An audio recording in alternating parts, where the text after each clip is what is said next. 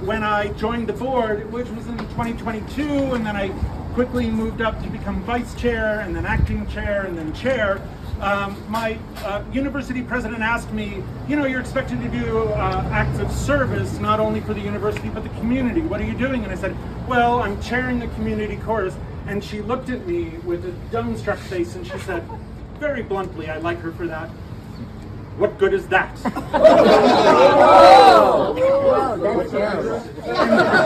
And she followed up and said, how is that service?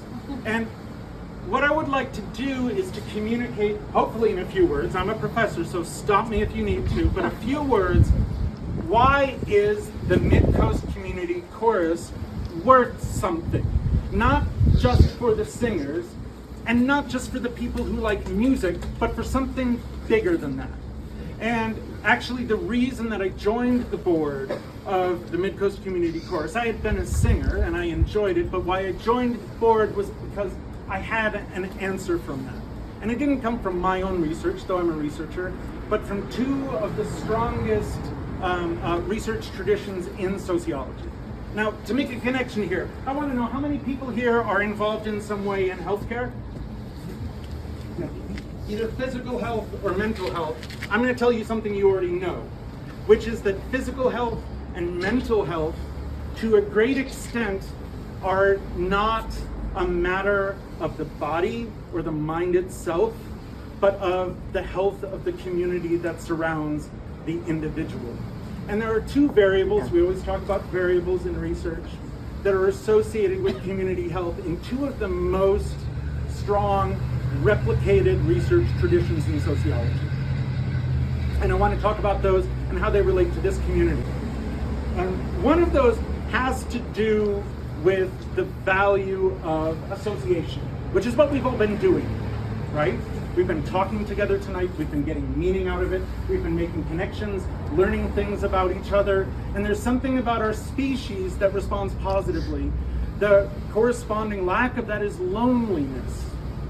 You may have noticed in the chorus, thanks to the organization work of Jeff Maynard, our artistic director, we had on stage a number of young people, and we had a number of people who are not quite young, right?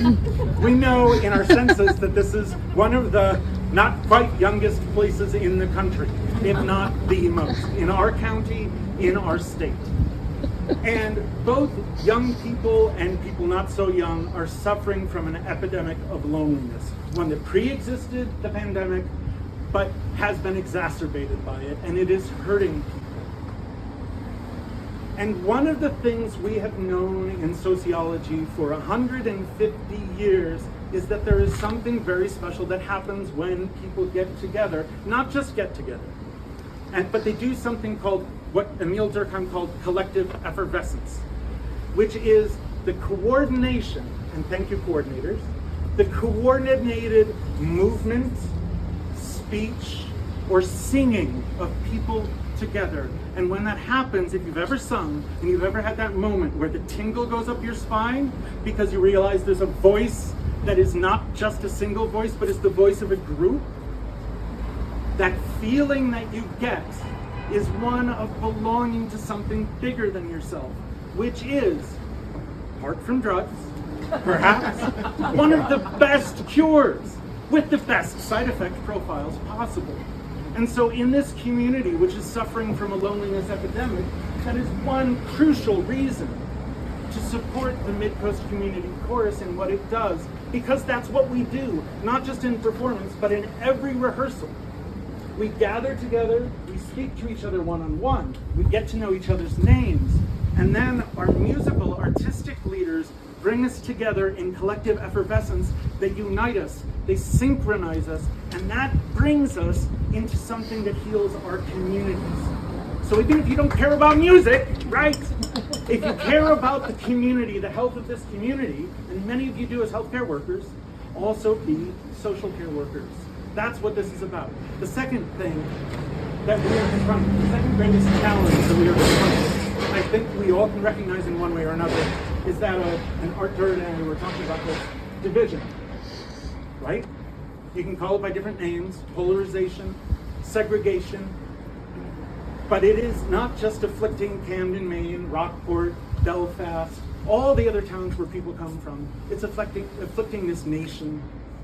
We know this. It's a major challenge of our times. We talk about it privately.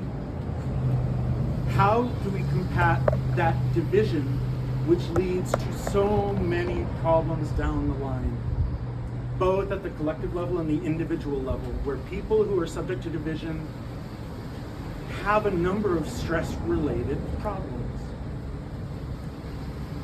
We know in social science research, in sociology research, perhaps the best supported and replicated process, that a super way to break down divisions between groups of people who don't know each other, understand each other, or care to understand each other is to do three things. It's called the conflict hypothesis, and it's been replicated over and over again. These three things work. First, you have to bring people together. But that's not enough. Segregation in the South brought people together. That didn't stop conflict. The second thing you have to do is you have to put people to work in working toward the same goal. And then the third thing that has to happen is that there has to be some group leadership that expresses, whether it's organizational leadership or artistic leadership, the endorsement of the necessity of people to work together toward a common goal. And like magic, that melts division and hatred and discrimination and prejudice away. It's one of the reasons why we went so quickly from a nation where 2/3 of people opposed gay marriage to 2/3 of people supporting gay marriage within 15 years. It flipped. Why? Regardless of how you feel about it.